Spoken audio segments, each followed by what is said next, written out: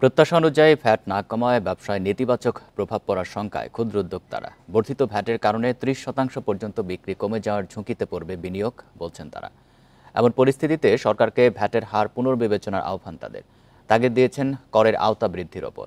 ২৫০টিরও বেশি design option নিয়ে Walton smart fridge, বোঝে আপনার প্রয়োজন। প্রায় ১০০ পণ্য ও সেবায় ভ্যাট বাড়ানোর পর দেশব্যাপী সমালোচনার পরিপ্রেক্ষিতে কিছু পণ্য ও সেবার ভ্যাট কমিয়েছে সরকার। অবশ্য এর বাইরেও অনেক পণ্য ও সেবায় বর্ধিত ভ্যাট ও সম্পর্ক শুল্ক রয়ে গেছে। নন এসি হোটেল, নিজস্ব ব্র্যান্ডের তৈরি পোশাক, মিষ্টান্ন ভাণ্ডারে বর্ধিত ভ্যাট পুরোপুরি প্রত্যাহার হয়নি। এসব খাতে ভ্যাট ১৫% থেকে কমিয়ে ১০% করা হয়েছে। এর আগে এসব খাতে ভ্যাট ছিল ৭.৫%, অর্থাৎ এসব পণ্যে ভ্যাট ২.৫% বেড়েছে।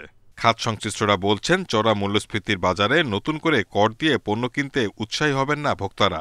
এতে এসব খাতে বিক্রি কমেছে ২০ থেকে ৩০% পর্যন্ত।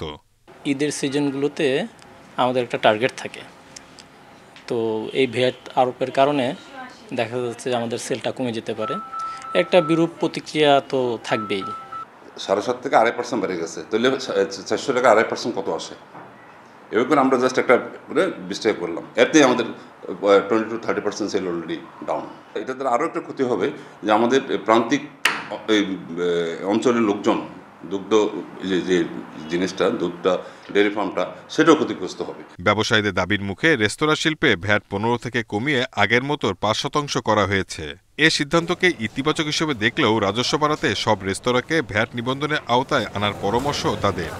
আমরা বলেছিলাম যে ভ্যাটটা ৩% হারে করার জন্য, এবং যারা ভ্যাট দেয় না সারা বাংলাদেশে যে 70%-এর মতো আমাদের ধারণা ভ্যাটের আওতাভুক্ত নাই, তাদেরকে ভ্যাটের আওতায় নিয়ে আসা। আর ভ্যাট যদি পরিপূর্ণ আদায় করতে চান তাহলে সরকারকে ট্যাক্সেশনটা ইজি করতে হবে। ট্যাক্সেশন ইজি করলেই ভ্যাট আদায় বেড়ে যাবে। গুঁড়া দুধ সহ সব শিশু খাদ্যের ওপর ভ্যাট পুনর্বিবেচনার আহ্বান সংশ্লিষ্টদের। Shahid Ahmed, independent news, Dhaka.